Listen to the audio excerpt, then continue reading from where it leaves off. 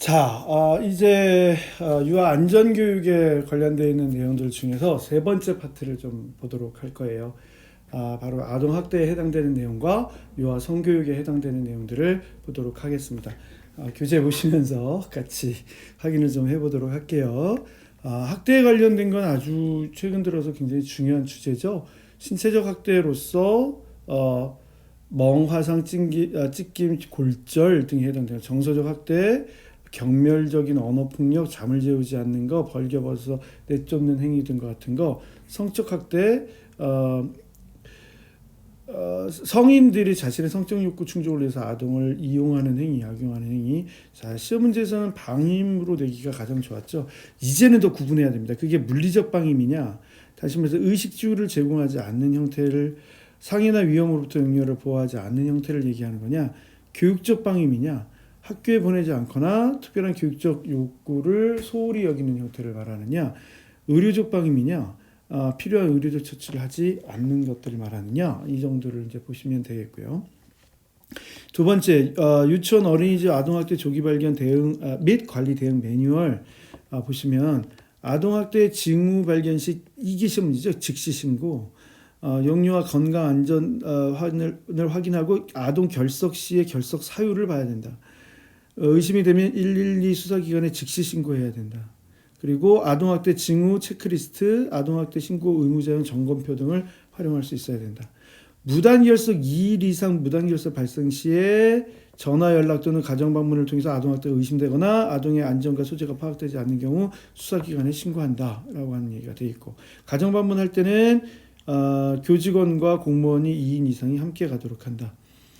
요 명칭 아동학대 신고 의무자의 역할 숙지, 아동학대 신고 의무자 교육을 연 1회 1시간 이상 받도록 하고, 법령, 신고 의무자용 점검표, 아동학대 발견 시 신고 방법, 피해 아동 보호 절차, 신고 의무자에 대한 교육을 받는다. 자체 점검은 연 2회 실시한다라고 되어 있고요. 평상시 매일 아동의 건강과 안전을 확인한다라고 되어 있고, 무단결석 시 가정방문을 위한 보호자의 동의서를 받아둔다. 아동학대 신고 의무자의 신고 절차를 보면 학대 의심 징후를 발견하게 되면 응급상황 시 아동의 안전 및 신병 확보를 하고 아동학대 신고를 하고 현장 조사, 사후 지원 및 서비스 협조. 자, 이런 게 이제 나오는 거죠. 아동학대 신고 시 유의사항, 명칭 나왔죠. 친권자를 포함하여 보호자에게 신고 내용을 알린 등의 행위로 은폐되지 않도록 주의해야 한다. 아동이 불안에 빠지지 않도록 큰일이 난 것처럼 하지 않고 일상적으로 대한다. 성학대의 경우 증거를 확보하기 시키거나 옷을 입히지 않는다의 얘기. 진술에 오염이 있을 수 있으므로 학대에 대해 계속 해묻거나 질문하지 않는다. 이건 뭐 기본이자 상식적인 수준입니다. 자, 나머지 여러분들이 좀 보시고, 결석 당일에는 유선으로 결석 사유와 아동의 안전을 확인하고 출석일을 확인해 나가야 된다. 2일차 때 수시로 보호자에게 연락을 실시해서 아동의 안전을 확인한다. 가정방문 2인이 함께 실시한다 라고 되어 있고, 그렇지 안전이 확인되지 않을 때는 수사기관에 신고한다 라고 하는 얘기. 사후관리, 담임교사와 원장은 평상시 아동의 상태에 대해서 안내하고 기타 요청사항에 대해서 수사기관 협조 요청 시에 적극 협조한다. 무단결석하는 아동이 재등원했을 때는 아동의 정서 심리적 상태를 적절히 고려해서 조치하도록 한다. 부모 면담이나 부모 교육도 실시할 필요가 있고, 반복적 무단결석 관리, 무단결석을 하는 보호자에 대해서 학비 지원 규정에 의한 수업 일수 미달 시 학비 지원이 제한될 수 있다라고 하는 거, 또 일정 기간 무단 결석 시 퇴학 처리될 수 있다라고 하는 점들도 확인을 해줄 필요가 있겠다. 이 정도 보시면 되겠고요. 대응 매뉴얼에 대한 거는 여러분들이 좀 보시고, 유치원 안전교육 시설 관리 등에 해당되는 걸 보면 응급처치에 관련되어 있는 동의서를 반드시 받도록 해야 된다는 것, 사고 발생 24시간 이내 사고보고서를 작성할 필요가 있겠다. 안전사고가 난 이후에 일어난 사고로 인해서 반드시 부모에게 전달해줘야 한다. 사고보고서 한 부는 부모에게 전달하도록 되어 있더라. 1년간 사고보고서를 토대로 유치원에서 자주 발생하는 사고 유형 및 원인을 분석해서 향후 연도 안전관리 및 안전교육 계획 시에 반영하도록 한다. 그 사고 보고서에 포함되어야 되는 내용이 뭡니까? 기관 전화번호, 기관 주소, 상해 원화 인적 사항, 성별 연령, 사고 일자, 사고 시간, 목격자면 부모에게 연락한 사항 등등등에 대한 이런 매뉴얼 등을 보고 맨 마지막에 재발 방지에 필요한 교정 활동, 교사 서명, 부모 서명 등을 하고 역시 마찬가지로 사고 발생 24시간 이내에 사고 보고서를 작성해서 부모에게 전달해 주도록 한다라고 하는 얘기가 나오게 됩니다. 여기까지가 이제 아동학대 조기 발견 관련 대응 매뉴얼이다라고 얘기를 했으면 이제는 유아 성교육에 관련된 얘기를 할 거예요. 그러니까 유아 성교육에 관련되어 있는 부분에서 자유주의적 접근이라고 하는 그 영역이 있거든요. 그런 부분에서는 자율성이라고 하는 걸 굉장히 중요하게 생각해요. 그 자율성이라고 하는 건 자기결정력을 얘기를 하는 건데 자기결정력의 핵심은 어디에 있는 거냐? 신체 소유 개념에 있다고 봐요.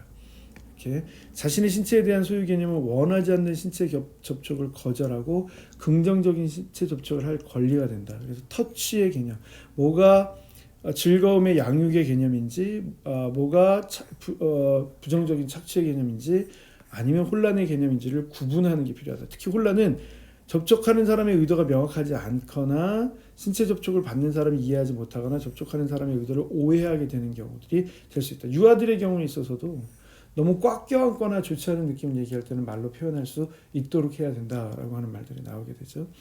그래서 유아 성교육의 핵심에 해당되는 얘기는 양육, 혼란, 착취의 세 가지 신체 접촉을 연속선상에서 다루어서 유아들이 그들이 원하는 신체 접촉을 상대방에게 요구할 수 있도록 하고 혼란에 대해서는 이야기하고 착취에 대해서는 거절하는 것들을 할 수 있는 기술을 익히는 것이 필요하다.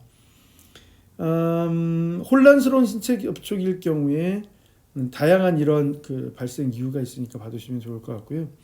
자, 교사 교육의 지침을 보게 되면 터치 개념, 자기결정권에 대한 개념, 그래서 허락을 구하는 게 필요하다라고 하는 얘기가 들어와야 돼요. 유아를 신체적으로 접촉하기 전에 유아에게 직접 허락을 구하는 것이 필요하다라고 하는 얘기가 들어가고, 자, 그 다음에 민감하지 않은 부분에 신체 접촉을 하는 것이 먼저이지 그 민감한 부분은 피하도록 한다라고 하는 얘기들이 나오고요.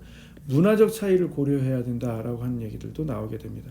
놀이를 방해하지 않도록 하는 얘기들도 정리를 해봐야 되고, 만약 유아의 민감한 부분을 접촉해야 된다면 이유를 설명한 다음에 정확한 명칭을 사용해서 이게 성이 아니라 예를 들어서 위생에 관련되어 있는 부분이나 이런 걸로 여기도록 오해하지 않도록 하는 게 필요하다라고 하는 것으로 보시면 되겠습니다.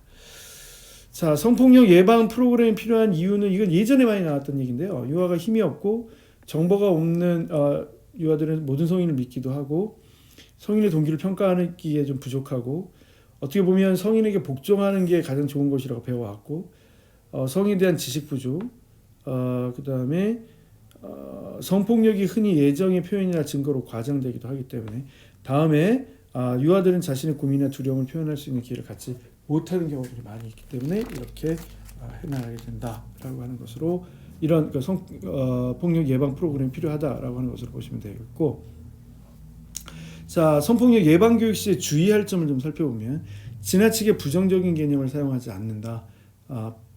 죄책감 때문에 그렇고 평소 유아들을 관심 있게 살펴봐서 뭔가 변화가 있을 때 성폭력 피해를 의심해 볼 수도 있다라고 얘기를 하죠.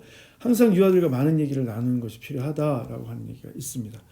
그 다음에 과거에는 유아기에 형성해야 될 성폭력 예방 지식 태도에 대해서 지식, 태도, 기술 이렇게 정리를 좀 했었으면 요즘에는 성폭력 표준화 교육 내용이 있어서 그거로 대처합니다.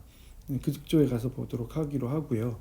성폭력 피해 예방 방법에 평소처럼 담담하게 하고 위로와 안심, 그 다음에 아이가 잘못한 게 아니라 남의 몸을 함부로 대한 사람이 잘못했다라고 하는 것 너무 자세하게 물어보지 않고 증거 보존에 초점을 둔다. 의료적 법적 지원과 치료를 갖는다. 대처 기술의 세 가지가 있어요. 안 돼요, 하지 마세요. 그 자리를 피한다. 믿을 수 있는 사람에게 말한다. 유아 성교육의 내용, 이것도 예전의 형태의 내용들이죠. 그래서 피해 예방과 가해 예방으로 나누고 피해 예방도 성교육, 성폭력, 가해 예방도 성교육, 성폭력으로 나누되 이게 신체와 감정과 상황에 관련되어 있는 부분으로 지식 기능, 태도에 관련되어 있는 내용으로 나눠서 정리를 해 나갈 수 있습니다. 이거보다 여기가 훨씬 더 중요해요. 유아 성교육에 대한 내용.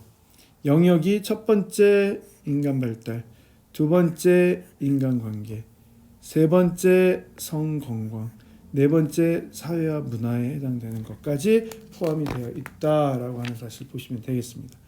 그래서 인간 발달에서 나의 몸과 마음, 남녀의 성과 생활, 특히 남녀의 신체 특징에 관련된 부분을 얘기할 때는 인간 발달에 대한 얘기.